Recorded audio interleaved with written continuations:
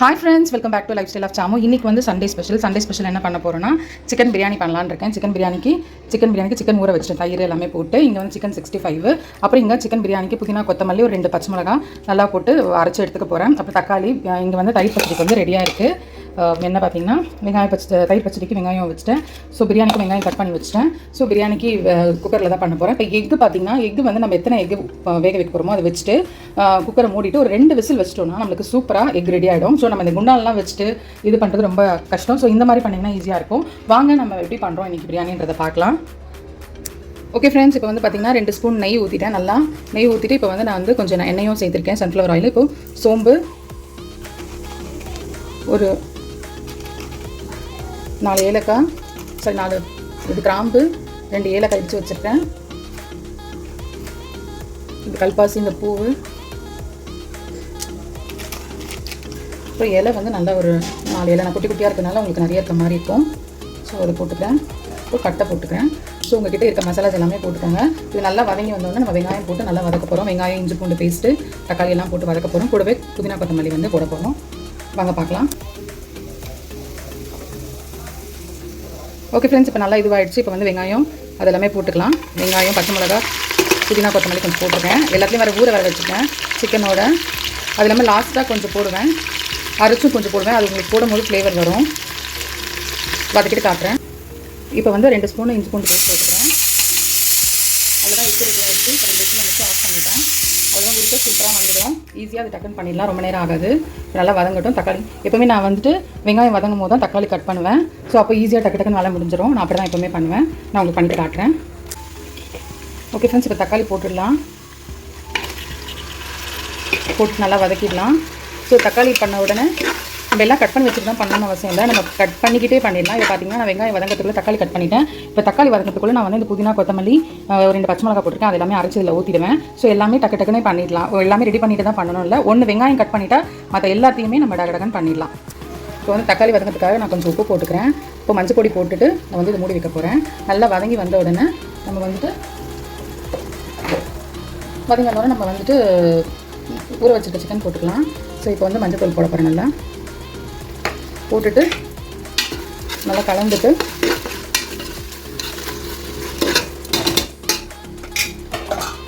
இது வந்து இப்போ மூடி வச்சிட போகிறேன். நல்லா வதங்கி வந்தோடனே நம்ம கறி போட்டுக்கலாம். இப்போ வந்து பார்த்திங்கன்னா புதினா கொத்தமல்லி பச்சை மிளகாய் இதெல்லாமே நம்ம அரைச்சி வச்சாச்சு.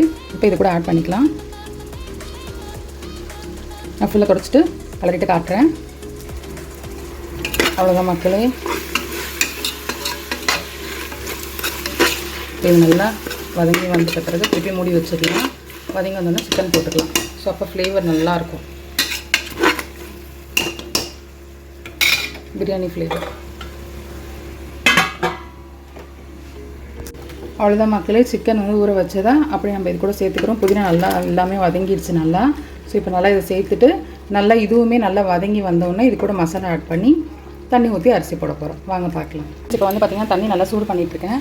ஸோ இப்போ இதில் வந்து பார்த்திங்கன்னா மிளகாய் பொடி, மஞ்சள் பொடி, உப்பு சேர்த்துட்டு நம்ம வந்து நல்லா அது கொதிச்சு வந்தோன்னா கொஞ்சம் எண்ணெய் ஊற்றிட்டு அப்படியே முட்டையை வேக வச்ச முட்டையை இதில் அப்படியே வறுத்துக்க போகிறோம்.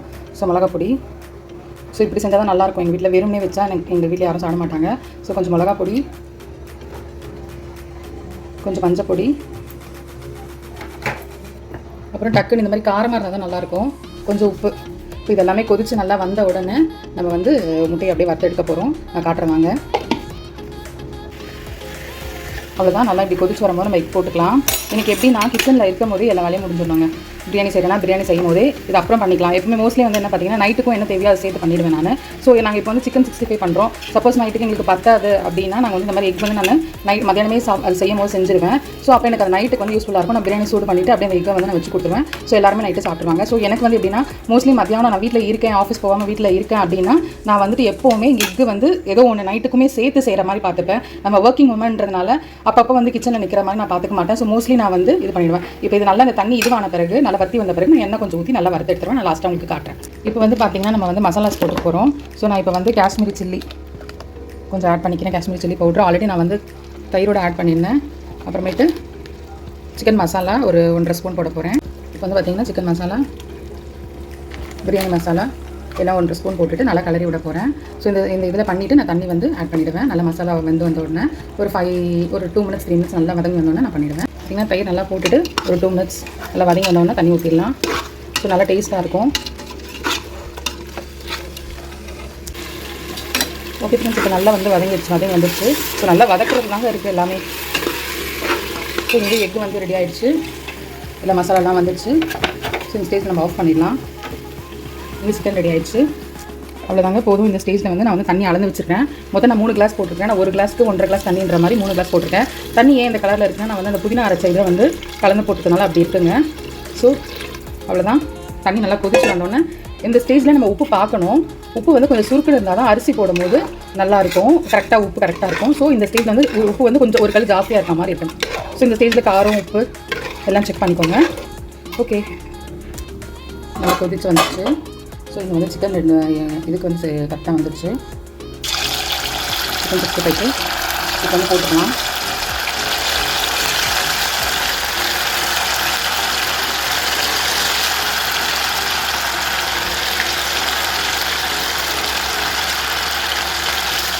இதுவும் நல்லா கொதிச்சு வந்துச்சு. நம்ம அரிசி போட்டுக்கலாம். அரிசி பாருங்கள், உதிரியாக நான் எப்படி அரிசி மாதிரியே வருது பாருங்கள். இந்த மாதிரி வடிகட்டி வச்சுருக்கேன் நான். அவ்வளோதான், போட்டு கலரிடலாம். போட்டு 1 ஸ்பூன் நெய், அப்புறம் புதினா கொத்தமல்லி, அவ்வளோதான். இது கலரிட்டு க்ளோஸ் பண்ணிடலாம். 2 விசிலுங்க, அவ்வளோதான். அவ்வளோதான், நான் எல்லாமே பண்ணிவிட்டேன். விசில் போட்டாச்சு. இப்போ 65க்கு இந்த பக்கம் வந்து இது பண்ணிவிட்டு தயிர் பச்சடி ரெடி பண்ணிடலாம். பாருங்கள், 65 இங்கே சூப்பராக ரெடி ஆகிட்டு. அப்படியே நம்ம இங்கே கிச்சனில் இருக்கும்போது எல்லா வேலையும் முடிச்சிருந்தாங்க. சும்மா கிச்சனில் வந்து நிற்கக்கூடாது. ஸோ நான் எப்போவுமே சமைச்சு முடிச்சுட்டு அதுக்கப்புறம் தான் நான் வந்து குளிப்பேங்க. ஏன்னா எனக்கு வந்து நான் சுத்தமாக இருக்கும்போது கண்டிப்பாக நான் வந்து எல்லாமே சமைச்சிட்டு தான் நான் கண்டிப்பாக குளிப்பேன். என்னால் வந்து குளிச்சு வந்து இங்கே கிச்சனில் நிற்க மாட்டாங்க. எப்போவுமே ஆஃபீஸ் போகும்போது கூட நான் சுத்தமாக இருக்கும்போது கண்டிப்பாக நான் வந்துட்டு எல்லா வேலையும் முடிச்சுட்டு தான் குளிப்பேன். சரி, வந்து வெங்காயம் ஆல்ரெடி கட் பண்ணி வச்சுட்டேன். கொஞ்சோண்டு உப்பு, தயிருங்க. ஸோ இது வந்து கரெக்டாக இருக்குங்க. ஸோ தேவைன்னா நான் எக்ஸஸாக பண்ணிப்பேன். ஏன்னா பத்தலைனாலும் பரவாயில்ல. ஏன்னா வந்துட்டு வேணும்னா செஞ்சுக்கலாம். ரொம்ப பண்ணிட்டு வேஸ்ட் பண்ணக்கூடாது இல்லைங்களா, அதனால் கொஞ்சம் அளவாக பண்ணிப்பாங்க. ஸோ தயிர் பச்சடி ரெடி ஆகிடுச்சு. 65 ரெடி ஆகிட்டுருக்கு. எக் ஆல்ரெடி ஆகிடுச்சு. பிரியாணி ஆகிடுச்சு. வாங்க நான் எல்லாம் பண்ணிவிட்டு நான் உங்களுக்கு காட்டுறேங்க. ஓகே ஃப்ரெண்ட்ஸ், பிரியாணி சூப்பராக ரெடி ஆகிடுச்சு. அப்புறம் பிரியாணி, எக் ஃப்ரை, சிக்கன் 65, தயிர் பச்சடி. இதுதான் இன்றைக்கி சண்டே லஞ்சு. உங்களுக்கு தட்டில் வச்சுட்டு காட்டுறேன்.